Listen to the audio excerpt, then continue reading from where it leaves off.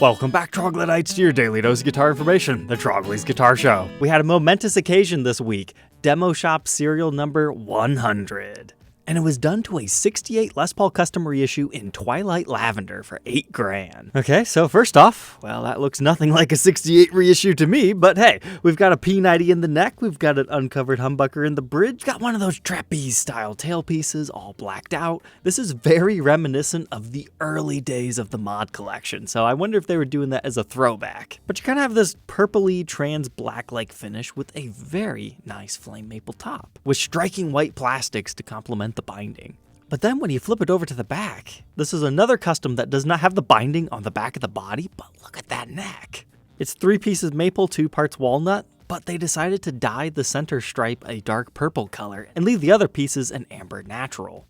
If you're watching this in the future and you want that on a stock guitar, you can check out one of the 2018 Vivian Campbell signatures. Now granted, the effect isn't quite as good on this one, but similar nonetheless. Next, a 54 reissue in ebony, which is pretty much exactly like what the title says. Instead of having cream plastics and a gold top finish, it's all black, still super aged, so the binding pops out. And it looks like we're rocking chrome hardware this time. The whole dual P90 wrap tail vibe. And yes, we do have the low logo. And the whole thing is ebony. But now a rather interesting 59 reissue in Classy Caramel. It was $6,700. It's an interesting top. I would classify this one more as like a weak quilt. Is it the most exciting top I've ever seen? No. But it is unique, so I could understand why somebody might fall in love with it. But it looks like we threw on a Bigsby Vibramate. Whoa. What did they do? Nashville-style bridge on a reissue. Why did they do that? Perhaps it works better with the Bigsby. But no pick guard holes and our double cream pickups. And if they're reaming out bridge posts, I guess they might as well do it to the headstock too with Grovers. But this one's Demo Shop Serial 96. Oh man, they're just stealing everything from you. They gave you the Gibson USA case too. All that for the same price as a regular. The Sky Blue Burst regular custom at $5,500. As the name implies, it's blue with a slightly darker blue border around that blue. And then you still have the gold with the black plastics. No crazy matching headstock or anything though. But check the back, I like this. You got the continuation of your border. However, okay, it does appear maybe this dark blue border has a color shifting effect. It's either that or somebody forgot to spray it over here. I particularly like the way the neck looks. But if those last two weren't your style, what about Racer Orange? Same price, $5,500. It looks a bit more red to me, but I guess if you squint at it and think orange, you can kind of see it's like a rusty orange. But hey, that's cool. Black neck with the same matching back. I would assume you have the black along the edges yet, so that's where they're getting the whole racer vibes from. Yes, indeed. It looks like we can confirm. And there might even be a little bit of a metallic flake in the finish. But now an Explorer Custom in rustic, just shy of $6,000. Let's see what's going on here. Looks like P94 in the neck pickup, regular humbucker in the bridge, all blacked out hardware. Oh my goodness. I didn't even notice the binding. Okay, it is there. It is an Explorer Custom. I just thought it was like one of those 58 reissue style ones. But then they also painted over the edges of your pick guard, give it that whole dulled over look. So it's basically a Rust Explorer Widow. They even have the finish over the binding. Not sure if that works on this one. Let's visit this V now in Mystical Vortex. Yeah, that's cool. If you're going to buy one of these 80s Vs, you might as well get it in a cool custom color. So it's kind of like a bluish green sparkle. And they changed out the knobs for a knurled style. And the back of it has the continuation of that finish, but do you see what I see right here? There might actually be a purple border to this whole thing that just plays peekaboo on you. But oh, no, maybe the whole finish is just like that. That's a really cool nebula sparkle thing going on. And I was just wondering, did they do that to the headstock too? And sure enough, they did.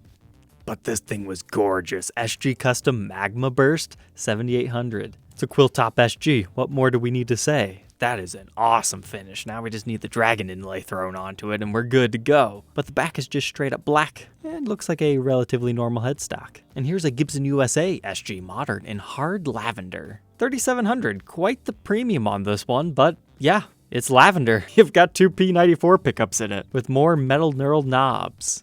In what appears to be a satin refinish. Would have loved to have seen that in full gloss for the price. But if lavender's not your style, they also had tangerine sugar. Oh, I see the sugar now. That is quite the speckly tangerine there. Oh, and we don't have the tenon cover. We don't have the pick guard. It's been all blacked out and oh my goodness. What'd they do to our controls? I was thinking maybe they took a junior and just upgraded it, but no, it seems like they just modified a custom. You know what? Hey, I like it. They're having fun. Oh, wow. This is Demo Shop number 7. There doesn't appear to be a set order that they released these things in. Then we also had an Epiphone USA Casino in Crimson Sparkle. 2700 doesn't seem too bad on that if you were looking for something a little bit different than what they currently offer. But it looks like they left the back alone. And then at first I was like, what's so special about this? 50s P90 Gold Top, that exists regularly. But when you actually click on the photo, then you see it. This is a sparkly gold top with the P90 pickups. If I was in the market for one of these, I would definitely choose this over a regular one, just so I had something unique. Because it's just the top they did, so you can get a sparkly gold one. And for $3,000, you're technically getting a discount.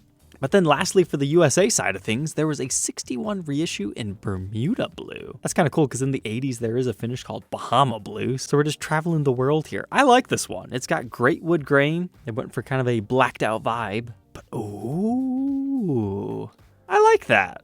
Instead of putting a Hollywood veneer on it, it almost appears they just hand inlaid the logos and then left the mahogany wood grain be. It's either that or they used a mahogany veneer because that B looks so strange. But I like that look. We got a 400-411 serial number and a complete matching back in the same realm of things, all for $4,500. But now let's check out the mod collection. So about 2 weeks ago, I forgot to talk about this one, SG Standard Saltwater Taffy. When I was opening all my tabs, it must not have opened because I remember thinking this thing's actually kind of cool. I like it. Regular SG Standard. You've got this kind of yogurty middle color is the best way to put it. And then you've got like some spearmint going on. So spearmint yogurt. I'm not sure how delicious that would be, but hey, it looks cool. But they continued it on the back as well. Maybe a little bit uneven on their spraying over here, but hey, I'm glad they're trying new things and spraying everything. But for 1,900 euros, that could be yours. Or for the same price, you could go a little bit more traditional. So this one has a 2-piece mahogany body, a little bit of flame figuring in it, so that's kind of cool. And then we've got these interesting swirly pickup toppers.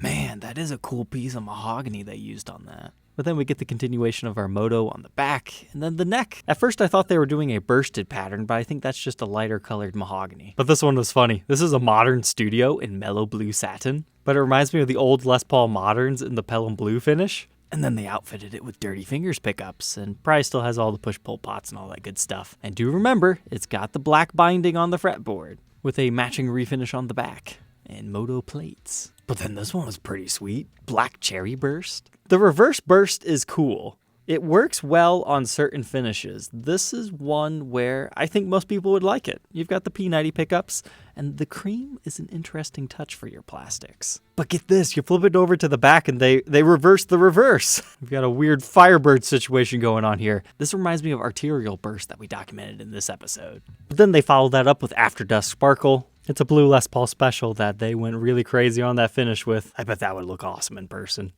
And sure enough, they went crazy on the entire thing. And then to slightly lesser fanfare, the Honey Gold 70s Deluxe, featuring a slightly ambered over gold top with your regular humbucker in the neck, but a P90 in the bridge, and a cherry colored back. But now our friendly demo shops. Starting USA style, it appears they are no longer updating on Tuesdays and Thursdays. It appears to more so be a single Friday drop, if I remember correctly, somewhere around 5 p.m. or so. And they had a fair amount of cool players models. But here's what stood out to me. You had a 70s Flying V in classic white. I wanted to point it out because, oops, somebody dinged it up right there. Gibson made a boo-boo on this one, saying it's a Custom Shop 67 Flying V, when no, that's Gibson USA previous style Flying V that I believe is discontinued. It's the half guard style. So sadly, they have the title wrong and the price incredibly wrong. But yet somehow it has the Custom Shop case, so someone got confused. But this is like a $1,800 guitar at max. But here's a natural 70s V. I just thought it was kind of cool with the creamed plastics. Hear me out on this modern studio. If you've been waiting for one, look, like almost $500 off. And do you see that wood grain formation? It's been book matched.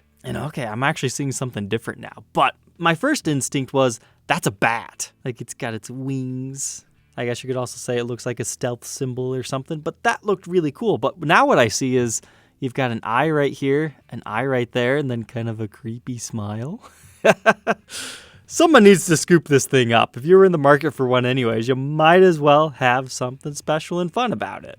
And then a regular Pelham Blue 335. You don't see this finish in production on the regular 335s. So obviously, it sold. Then the European demo shop had 2 listings, an Epiphone Texas Master Built import model for $777 and one of the USA casinos. And then the UK, we already talked about them. The teaser of the 62 SG Ebony Block Custom.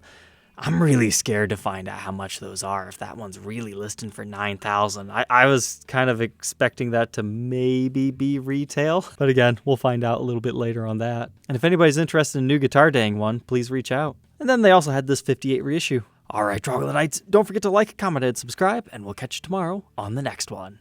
Take care. The Brian Ray SG Jr. is an interesting one, so you can run it as a wrap tail or with the trem system with the APR1 style bridge. But it also has something hiding under the pickguard. Check out this video to learn more.